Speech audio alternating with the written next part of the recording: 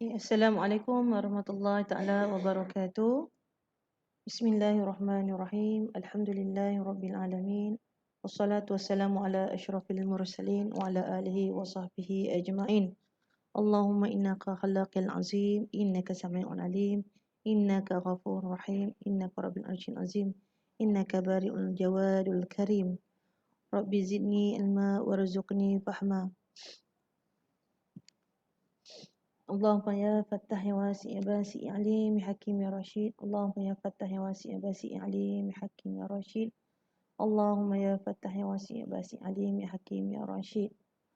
Allahumma inni as'aluka 'ilman nafi'a warzuqna thayyiban wa 'amalan mutaqabbala. Rabbana atina min ladunka rahmah wa hayyi lana min amrina rasyada. Baik, untuk hari ini kita akan sambung kuliah kita berkenaan dengan prinsip percukaian,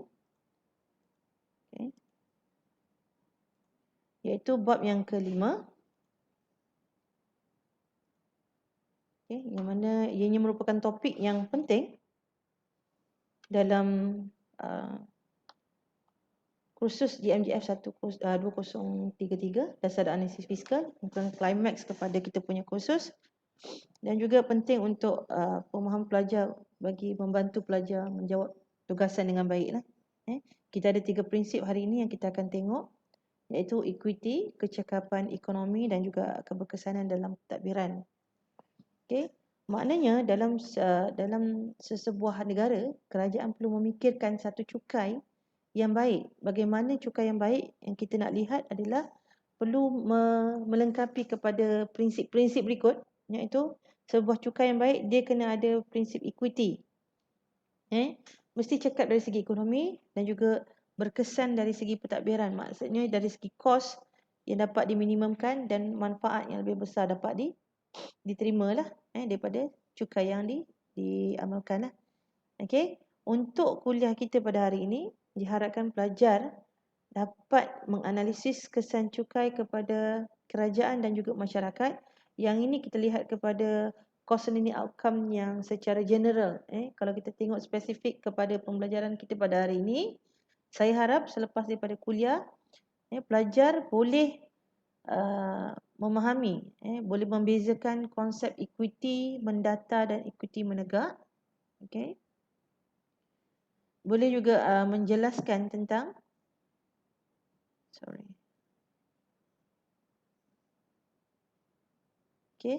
boleh menjelaskan equity menegak dan mendata dari segi perspektif teori. Maknanya kat dalam topik ini kita akan ada konsep dan juga kita akan ada teori, dan bagaimana kedua-duanya kita cuba fahami dari segi sistem cukai yang telah diamalkan, adakah dia mencapai kepada konsep equity menegak dan mendata dari segi teori juga, dan pelajar juga diharapkan dapat mengira cukai menggunakan kaedah suksaksama. Kita akan lihat dari segi pengiraan dan kita akan juga buat latihan supaya kita dapat mantapkan kita punya penguasaan kita terhadap sistem pendekatan suksaksama ini. Kemudian kita ada satu lagi kita punya prinsip, iaitu kecekapan ekonomi. Dalam prinsip kecekapan ekonomi ini nanti, saya harapkan pelajar dapat tentukan apakah kesan yang berlaku kepada pengguna, pengeluar dan juga kerajaan setelah cukai itu dikenakan. Dan kita akan mengenal pasti beberapa ketidakkecekapan yang berlaku dalam cukai melalui keluk-keluk tertentulah, dan kita akan buat kesimpulan dari segi bagaimana cukai itu memberi kesan terhadap pengguna, pengeluar dan juga kerajaan. Dan akhir sekali untuk kursus ini, kita akan lihat dari segi keberkesanan pentadbiran, yang mana di akhirnya nanti diharapkan pelajar dapat mengenal pasti beberapa jenis kos yang ada dalam pentadbiran cukai. Dan kita cuba lihat dari segi keberkesanan dalam pentadbiran cukai itu sendirilah. Untuk yang pertama, kita lihat tentang equity. Jika kita lihat tentang equity, ada beberapa konsep yang mungkin kita boleh tengok untuk kita faham tentang perkara ini, dan juga kemudian ada satu teori yang boleh kita gunakan, beberapa teori yang boleh kita gunakan untuk kita fahami tentang equity ini. Okey, untuk konsep equity, kita biasa dengar orang kata tentang equity. Adakah equity itu dia mencakupi maksud adil dan juga saksama? Apa makna adil? Apa makna saksama? Ada kalanya kita mengenakan sesuatu dasar bersifat adil. Maknanya adil ni tak semua dikenakan kepada orang. Kalau dari segi cukai, maknanya cukai itu mungkin ada dari segi perbezaan, dari segi jumlah bayaran pun mungkin tak sama. Maknanya mungkin dari segi beban itu yang kita akan tengok. Okay, dari segi saksama pula, kalau kita lihat konsep saksama ni mungkin dari segi sama rata. Ada setengah cukai yang dikenakan memang sama dari segi jumlah bayarannya. Yang ini kita nak tengok, adakah konsep adil dan saksama ini termasuk dalam konsep equity yang nak kita bincangkan selepas ini. Okey, dalam ekonomi, bila kita bercerita tentang cukai, sesebuah cukai yang baik, dia perlu ada konsep equity sebab kita nak menekankan kepada keadilan dan kesaksama-rataan. Tak semestinya cukai itu bersifat sama rata dan mungkin ada cukai yang tak sama tetapi kita lebih fokus kepada konsep adil. Sebenarnya bila kita bincang tentang konsep adil dan saksama ini, dalam perspektif ekonomi, equity ni lebih selamat lah. Sebab sebenarnya equity ini dia merangkumi kedua-dua konsep adil dan saksama. Apa makna adil? Adil ni kalau kita faham dalam bahasa agama, dia meletakkan sesuatu kena pada tempatnya. Adil tak semestinya kalau kita layan dari segi pembayaran ataupun kita layan individu dari segi memberi sumbangan. Adil ini tak bermaksud kita melayan sesuatu dengan benda yang sama rata.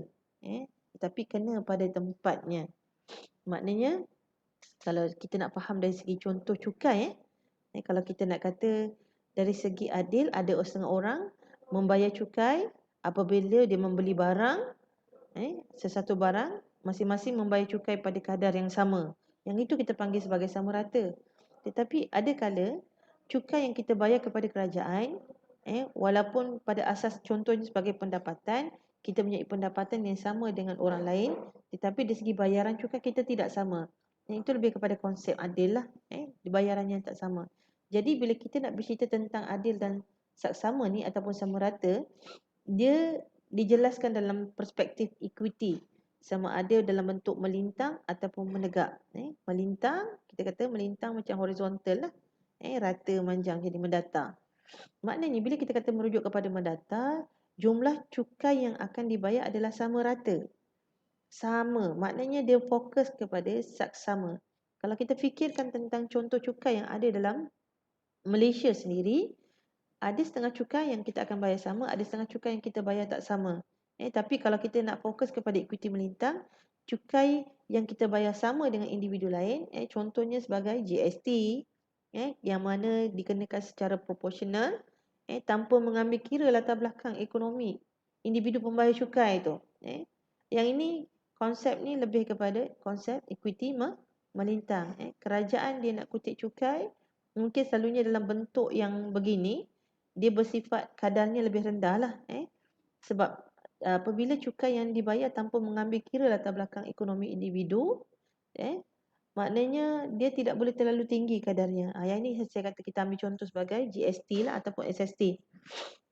Okey, kalau kita merujuk kepada equity menegak pula, equity menegak yang bersifat vertikal ni, memanjang ni, menegak, maknanya akan ada individu yang akan membayar sedikit saja cukai dan akan ada individu yang membayar cukai yang sangat tinggi. Bila kita lihat dari segi perbandingan, sudah tentu akan ada perbezaan dari segi pengkadaran cukai, cukai yang bertingkat-tingkat dan sebagainya, untuk kita membezakan bayaran cukai individu tertentu dengan individu yang tertentu. Maknanya dalam hal ini kita akan mengambil kira faktor latar belakang ekonomi, latar belakang dari segi kekayaan, kemampuan dan sebagainya. Yang ini yang kita akan kata bayaran cukainya tak akan sama antara satu-satu individu. Walaupun hakikatnya asas yang kita nak fokus tu adalah sama. Contoh asasnya pendapatan. Okey. Ali kena bayar cukai pendapatan, Ahmad kena bayar cukai pendapatan. Kedua-duanya kena bayar cukai pendapatan. Tetapi belum tentu Ali dan Ahmad membayar cukai pendapatannya yang sama. Okey. Ali tidak boleh merungut tentang bayaran cukai yang dibayar, mungkin lebih banyak daripada Ahmad, dan begitu jugalah. Yang ini bergantung kepada faktor yang kita nak tengok, iaitu latar belakang ekonomi. So adakah ini kita maksudkan sebagai adil? Ya, yang ini kita konsep sebagai adil, tapi kita tidak mencapai kepada konsep sama rata lah dari segi bayaran. Maknanya, bila kita kata cukai, ada setengah cukai yang berbeza ni, dia boleh lagi mencapai kepada konsep equity, iaitu equity menegak. Okey, yang macam mana saya kata equity menegak ini, selalunya kita akan fokus kepada dari segi struktur kadar, yang ini lebih kepada struktur regresif dan juga progresif lah, yang mana dia ada kadar yang bertingkat-tingkat yang akan membezakan bayaran cukai antara individu. Okey, antara cukai-cukai yang boleh kita lihat dalam perspektif equity menegak ni, mungkin kita boleh refer kepada cukai pendapatan individu, okey, cukai kekayaan. Okey, itu antara dua contoh cukai yang berperingkat-peringkat lah. Okey, bila kita faham tentang konsep equity melintang, iaitu cukai yang dibayar sama, dan konsep equity menegak, cukai yang dibayar berbeza, kedua-dua konsep ni mungkin kita boleh lihat dalam perspektif teori. Dalam teori, ada dua kaedah bagaimana kerajaan boleh mengenakan cukai. Sama ada cukai itu dari segi teknik, yang pertamanya, apabila individu mendapat faedah daripada sesuatu penggunaan ataupun pembelian barang dan perkhidmatan, maka dia dicukai atas faedah yang diterima itu. Yang ini kita panggil sebagai teori faedah. Maknanya bila kita merujuk pada teori faedah, setiap individu perlu membayar cukai daripada penggunaan. Yang ini user charge lah, macam cukai-cukai atas penggunaan barang dan perkhidmatan. Maknanya cukai ini akan bergantung kepada faedah yang dinikmati. Sekiranya ada dua atau lebih individu yang menikmati barang yang sama ataupun perkhidmatan yang sama, ada setengahnya mungkin membayar charge yang sama. Bila kita kata dalam perspektif kita melihat pada bayaran yang sama ataupun cukai yang sama dikenakan ke atas penggunaan, manfaat yang diterima yang sama, yang itu kita boleh merujuk kepada equity melintang lah. Tapi bila kita kata individu ini menggunakan perkhidmatan yang sama, tetapi mungkin dari segi perkhidmatan tu dia menggunakan dari segi time base-nya, dari segi masanya mungkin lebih lama. So maknanya lebih lama perkhidmatan digunakan, mungkin dari segi charge-nya ke, mungkin ada menggunakan per hour dan sebagainya. Mungkin kita kira sebagai pembayaran cukainya akan lebih berbeza dengan individu yang asal tadi. So kita kata individu akan dikenakan cukai secara equity menegak, sebab dari segi faedah yang dinikmati itu lebih tinggi, lebih banyak berbanding orang lain. Yang ini kita boleh apply kepada dua-dua konsep melintang dan juga menegak, bergantung kepada faedah yang dinikmati. Okey, ada satu lagi kaedah ataupun teknik bagaimana kerajaan cuba nak mengenakan cukai. Okey, dia mengambil kira dari segi pengorbanan individu itu. Pengorbanan maknanya dari segi berapa beban yang ditanggung. Kita nak mengukur dari segi jumlah beban. Kita bukan mengukur dari segi berapa bayaran, tetapi dari segi nilai beban itu yang akan diukur, sama ada dia mencapai kepada konsep equity melintang ataupun menegak. Yang ini bergantung kepada kemampuan ataupun keupayaan seseorang lah. Okey. Bila kita nak lihat kepada teori kemampuan ataupun keupayaan membayar ni, dia akan ada dua pendekatan, iaitu pendekatan yang pertama, pendekatan mutlak saksama, pendekatan pengorbanan mutlak saksama. Okey, pendekatan pengorbanan mutlak saksama, apa konsep dia? Yang ini kita mengagihkan kerugian kebajikan secara sama rata kepada setiap orang yang membayar cukai mengikut kemampuan.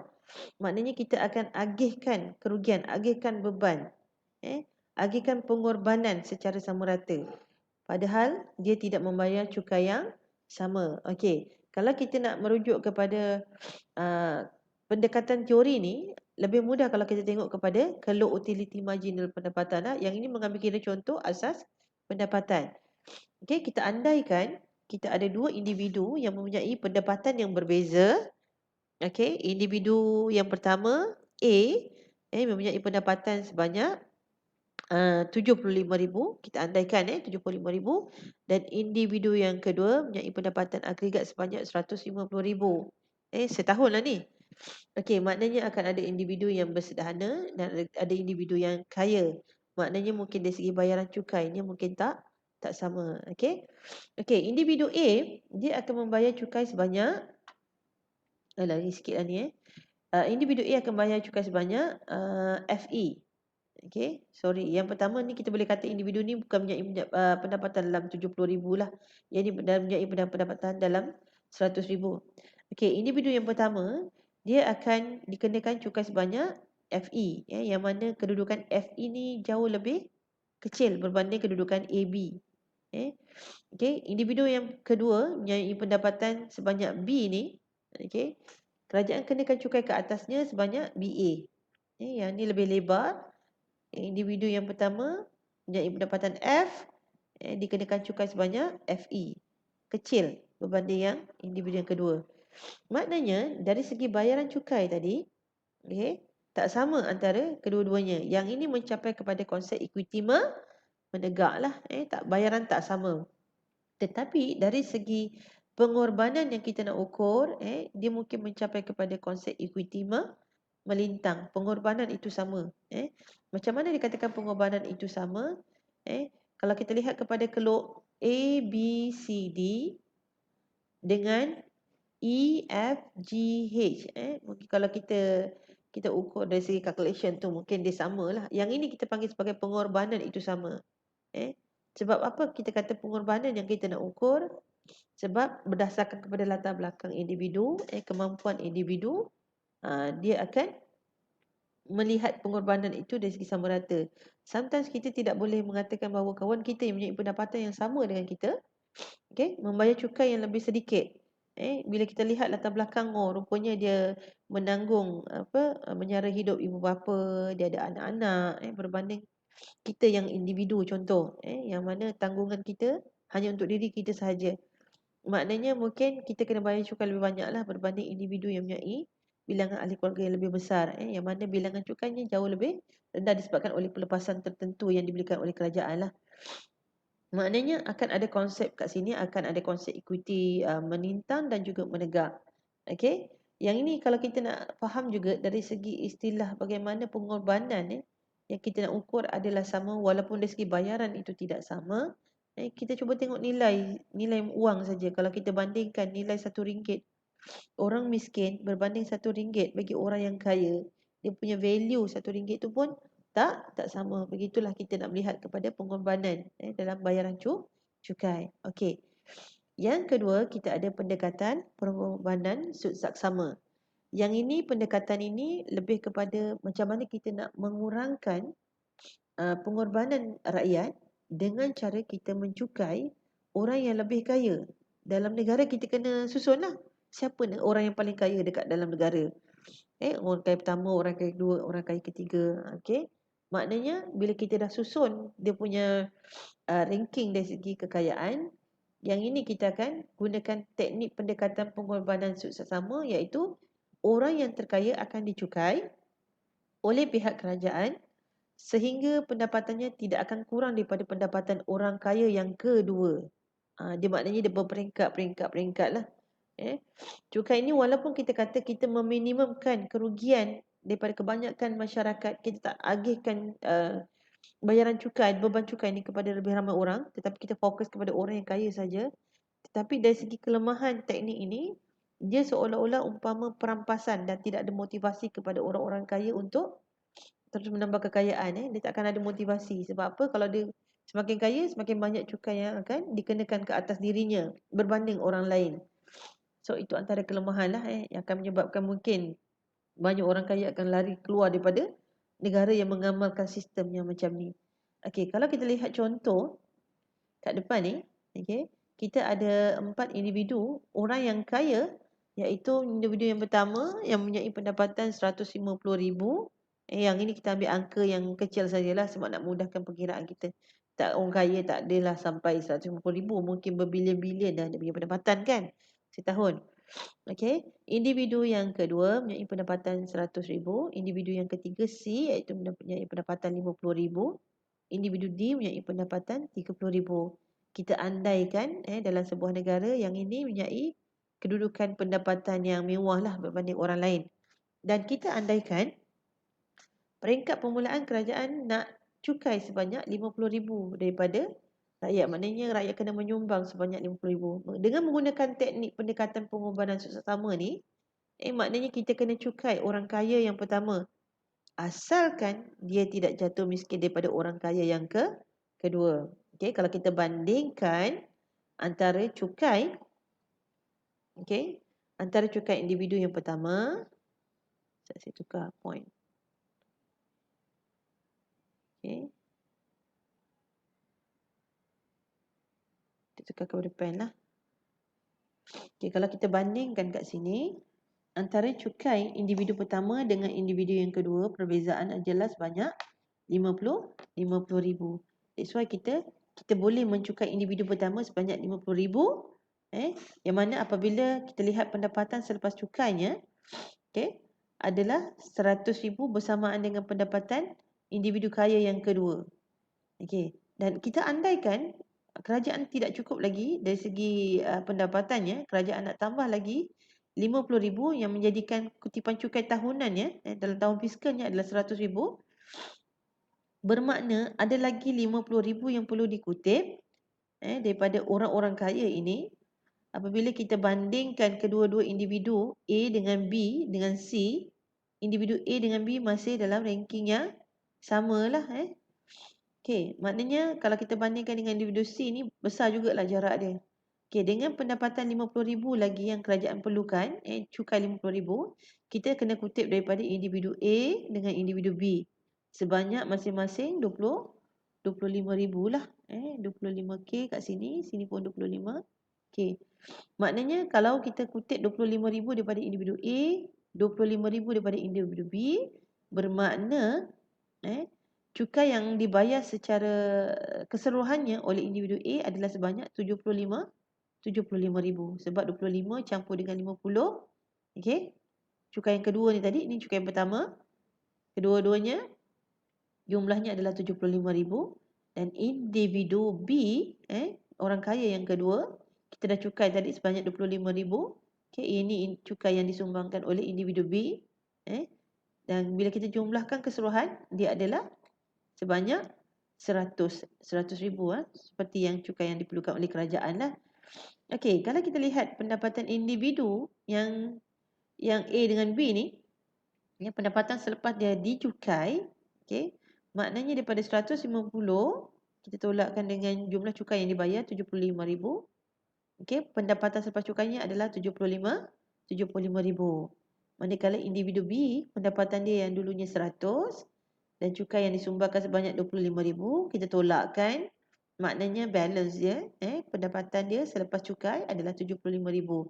Pendapatan kedua-duanya ini masih lagi sama. Maknanya individu B dengan A ni, dia tidak berkurangan di segi pendapatan dia dengan individu yang ketiga dengan yang keempat. Ini dia punya teknik. Jom kita lihat dari segi latihan bagaimana teknik ini digunakan untuk memenuhi kepada konsep equity menegak lah. Kalau kita lihat yang pertama, dia punya prinsip dia, kita kena susun dulu. Kita kena susun individu punya cukai, yang mana yang paling tertinggi. Kalau kita lihat dekat sini, cukai yang paling tertinggi adalah sebanyak 150,000. 150,000. Kita tukar pen kita tukar color supaya lebih terang lah. Individu yang pertama Zairi kan, pendapatannya 150,000. Kita susun pendapatan yang paling kaya. Kemudian kita ada pendapatan Sarah 120, orang kaya kedua. Kemudian kita ada pendapatan yang ketiga, iaitu Afia 100,000. Kemudian kita ada pendapatan individu yang keempat, iaitu 90,000. Individu seterusnya 70, iaitu Nick 70,000. Dan juga sekali adalah Amy iaitu sebanyak 50,000. Okey. Kita dah susun pendapatan ikut ranking lah, yang terkaya kepada yang paling rendah lah. 50,000. Okey. Caranya kita kena bezakan. Okey, kita lihat yang pertama. Okey, sebelum tu kerajaan perlukan cukai sebanyak 60,000. So maknanya 160K yang kita nak kutip. Okey, kita bandingkan antara individu pertama dengan individu kedua, berapa perbezaan kekayaan, iaitu sebanyak 30,000. Okey, kalau kita kata perbezaan 30,000 ni belum cukup lagi lah, kerajaan perlukan lagi sebanyak 130. Okey, kita bandingkan pula peringkat yang kedua. Okey, berapa perbezaan dia? Yang ini 20. Kalau kita cukai individu yang kedua, kita kena cukai juga individu yang pertama. Okey, kita baru ada 70,000, tak cukup lagi. Kita kena ada lagi 90,000. Saya tukar pen kali biru pula.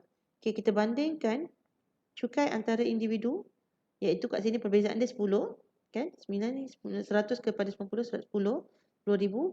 Kita kena cukai yang atas, kita kena cukai orang atas juga. Okey.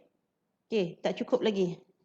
Kalau kita tengok kat sini 60, kita baru ada 100,000, kita kurang lagi 60,000.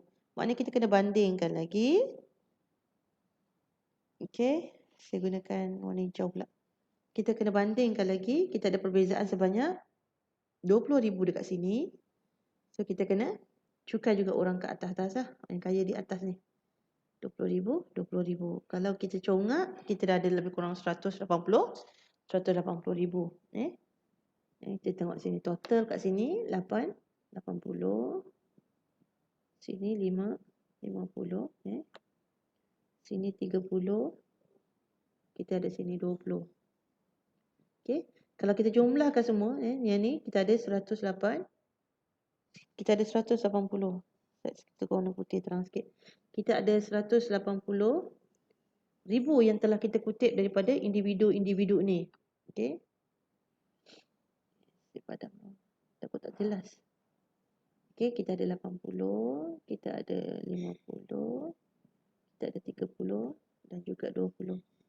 So kita tambahkan semuanya. Semuanya kita telah cukai sebanyak 180. Terlebih cukai, kita hanya perlukan 160,000 sahaja.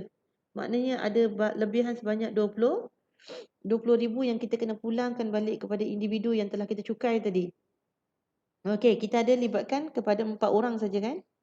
Okey, kalau lihat kepada 4 peringkat ni, maknanya kita ada 4. 1, 2, 3, 4. Kita kena pulangkan balik kepada 4 orang. Maknanya kita kena pulangkan 5,000 pada masing-masing individu yang kita cukai tadi.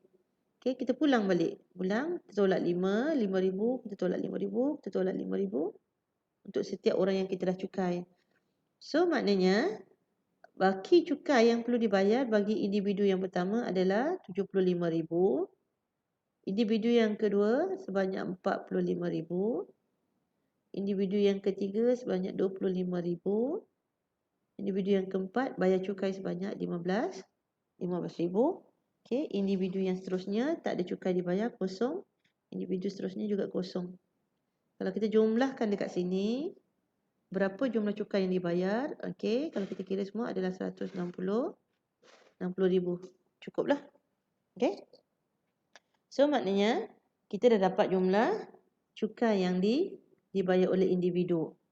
Okey, kalau kita nak lihat kepada kedudukan pendapatan ni, yang ni pendapatan individu sebelum cukai.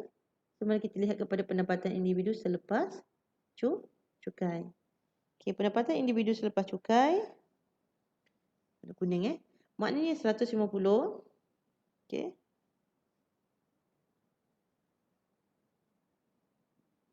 150 tolak dengan 75, kita akan dapati baki cukai kita adalah sebanyak 75,000. Okey.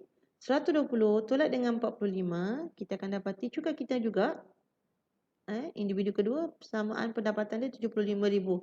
100 tolak 25, individu seterusnya pun 75,000. 90 tolak 15, pendapatan seterusnya 75,000. Individu yang kelima tidak dikenakan cukai, pendapatan kekal 70,000. Individu seterusnya kekal dengan pendapatan RM50,000. Okey, maknanya macam ni cara kita nak lihat. Kita dah dapat jumlah cukai yang dibayar. Okey, kita kena salin balik ikut kedudukan cukai yang dibayar lah. Maknanya individu yang mempunyai pendapatan 150, berapa jumlah cukai yang dibayar? Itu sebanyak 75,000 lah. Okey. Individu yang kedua yang mempunyai pendapatan 120,000 iaitu Sarah, bayar cukai sebanyak 45,000. Okey, sorry. Cukai sebanyak 45,000. Individu yang ketiga mempunyai pendapatan sebanyak 100,000 iaitu Afia, membayar cukai sebanyak 25,000. Okey. Tak ada garisan pula ni. Afia membayar cukai sebanyak 25,000. Okey, yang keempat, individu 90,000, siapa dia? Ezra. Ezra membayar cukai sebanyak 15,000. So kita tolak kat sini 15,000. Amy tak ada bayaran cukai. Nick pun tak ada bayar cukai. So kalau kita totalkan balik, 45 campur 75 campur 25, kita akan dapati kita akan membayar cukai sebanyak 160,000 bagi 4 individu yang kaya ni. So maknanya yang ini kita kata kita kena lihat pendapatan selepas cukai. Kita dah tolak tadi kat sini. Orang yang dicukai sebenarnya mempunyai pendapatan yang sama selepas cukai. So, maknanya sini 75,000. Individu ni pun 75,000. Okey, Amy kekal dengan 50,000 sebab dia tak bayar cukai. Afia 75,000 pendapatan selepas cukai. Ezra pun pendapatan dia jadi 75,000 selepas bayar cukai. Nick kekal dengan 70,000 sebab tak membayar cukai. Okey. Yang ini antara teknik yang kita gunakan untuk pengorbanan sukses sama bagi individu yang mempunyai pendapatan masing-masing lah.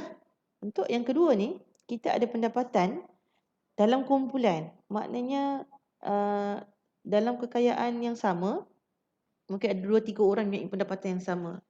So kita andaikan kerajaan nak kutip cukai sebanyak 300,000. Okey. Sekarang ni dia punya teknik yang pertama, kita kena susun pendapatan individu yang terkaya. Okey. Okey. Pendapatan yang terkaya iaitu sebanyak 100,000. Okey, pendapatan terkaya sebanyak 100,000. Berapa orang yang mempunyai pendapatan yang sama iaitu 2 orang. Kemudian kita ada pendapatan sebanyak 80,000 yang mempunyai pendapatan yang sama sebanyak 3 orang. Kemudian kita ada 70,000 mempunyai pendapatan yang sama sebanyak 3 orang juga. Kita ada pendapatan 50,000 seterusnya mempunyai pendapatan yang sama sebanyak 2 orang. Kita ada pendapatan 40,000, pendapatan yang sama sebanyak 40 orang adalah 3 orang. 40,000 sebanyak 3 orang. Kemudian kita ada pendapatan yang terakhir iaitu 10,000. Kita ada hanya seorang sahaja. Okey. Disebabkan kerajaan nak kutip cukai sebanyak 300,000 dan kita ada beberapa orang individu dalam pendapatan yang sama, kita kena ada buat 2 kolom lah. Satu maknanya sini kolom untuk kumpulan. Sini adalah kolom untuk individu. Okey. Saya tukar pen. Okey. Teknik yang kedua, selepas kita dah buat susun atur antara pendapatan tertinggi kepada pendapatan yang paling rendah, kita bandingkan antara pendapatan. Yang ini berapa perbezaan dia? 20 dekat sini. Ini untuk individu. Tapi kita ada bilangan 2 orang dalam pendapatan yang sama. Maknanya kita kena kalikan, darabkan menjadi 40,000 lah. Jumlah kumpulan ni nanti kita akan kira cukai sebanyak 30,000 sebab kita nak tengok jumlah kutipan keseluruhan kan. Okey. Maknanya kita teruskan, kita baru ada 40,000 sahaja. Kita bandingkan, kita tukar pen lagi. Kita ambil warna kuning. Kita ada perbezaan antara individu yang kedua dengan ketiga, pendapatan perbezaan 10,000. Kita cukai juga dekat atas 10,000.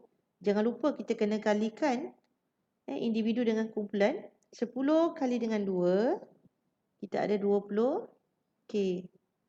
Okey, 10 kali dengan 3, kita akan dapati 30K yang dicukai. Okey. Seterusnya, kita cuma baru ada 90,000 kat sini. Tak cukup, kita perlukan 300,000. Kita kena cukai lagi sekali. Kita ambil warna biru pula. Okey, bezakan lagi individu. Yang sini ada 20,000 perbezaan. Betul? 70 tolak 50, beza 20. Kita kena cukai yang atas 20. Kita kena cukai yang atas juga 20. Okey, maknanya kita kena kalikan pula dengan kumpulan. 20 kali dengan 2. So, kita dapat sini 40,000.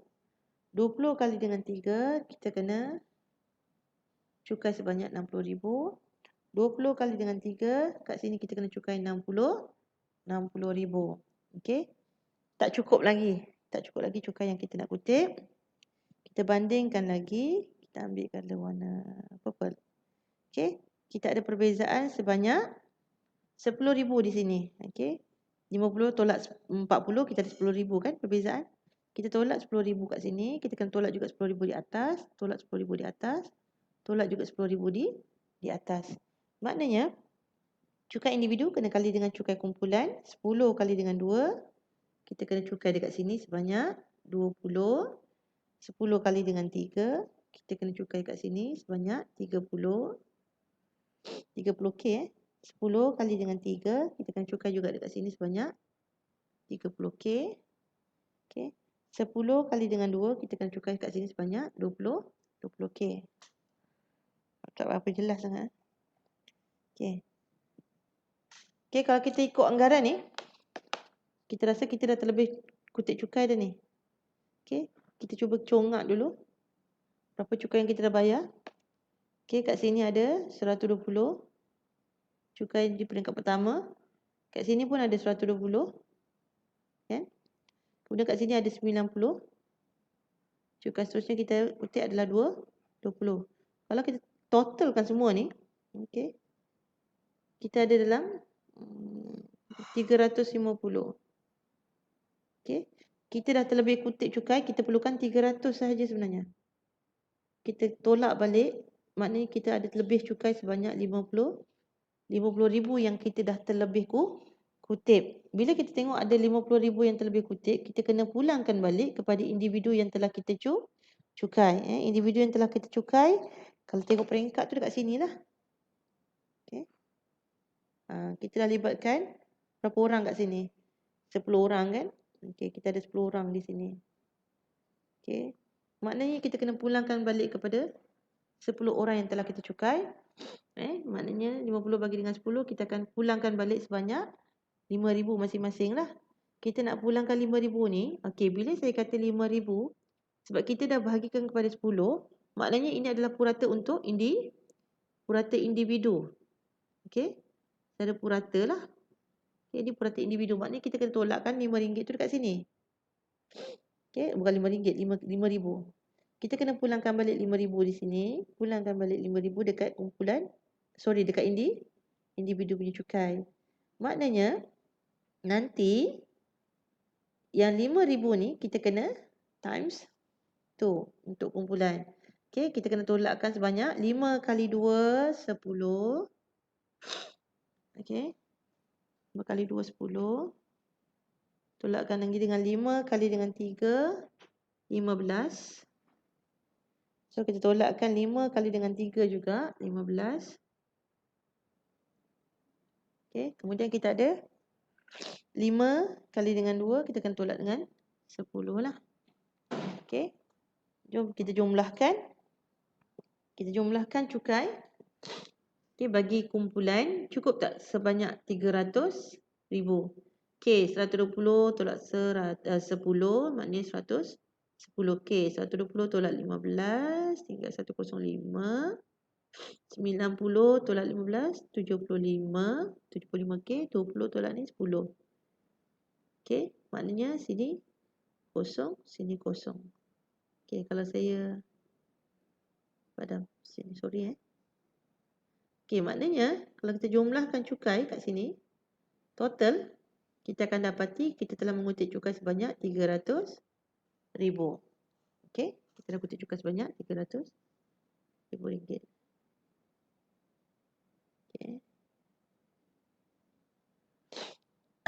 Bila kita kata kita dah berjaya mengutip cukai pada jumlah yang betul, yang macam mana yang kerajaan nak, sebanyak 300K, kita semak balik cukai individu.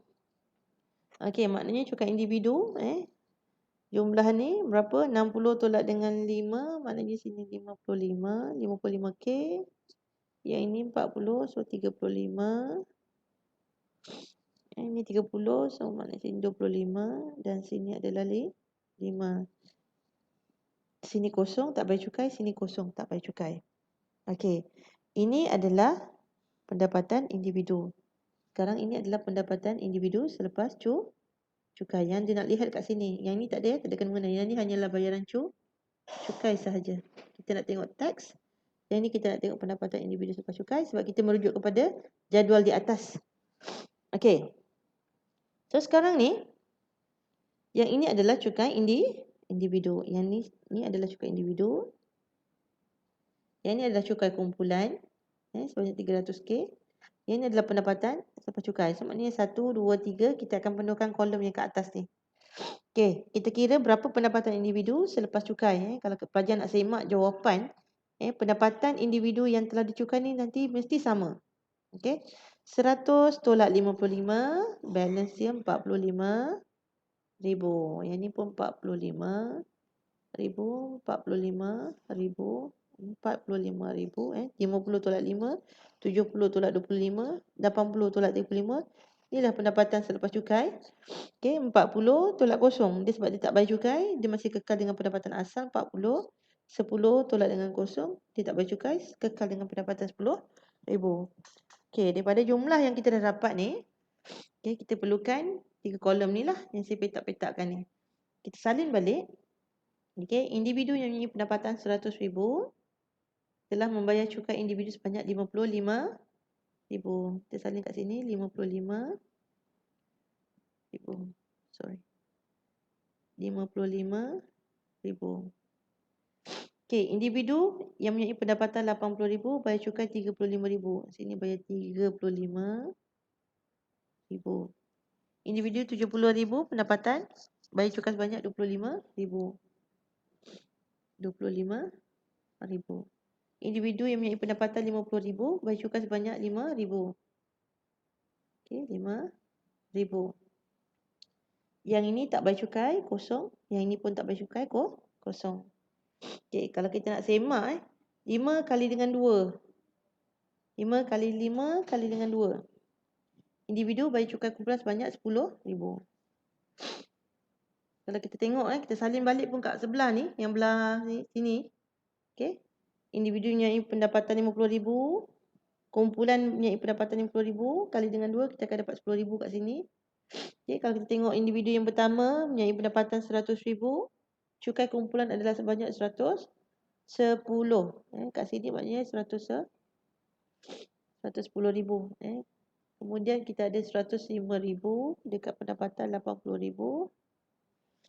105, 123. Kemudian kita ada pendapatan sebanyak 75,000 individu yang mempunyai pendapatan 70,000. Sini 75. Okey, 75,000. Okey. Maknanya yang ini pendapatan kumpulan kosong, yang ini pun kosong. Okey, kalau kita jumlahkan semuanya, dia akan dapati kita dapat cukai sebanyak 300,000 lah. 300,000. Okey. Kalau kita semak balik, 35 kali 3, kita akan dapat nilai-nilai ni, kali dengan kumpulan. So maknanya pendapatan individu selepas cukai, kita kena salin yang di sini. Okey. Yang di dekat sinilah. Yang di sini, pendapatan individu selepas cukai. So maknanya individu yang dicukai semuanya pendapatan selepas cukai adalah 45,000 kan? 45,000, 45,000. Yang ini pendapatan dia kekal 10,000. Yang ini pendapatan kekal sebanyak 40,000.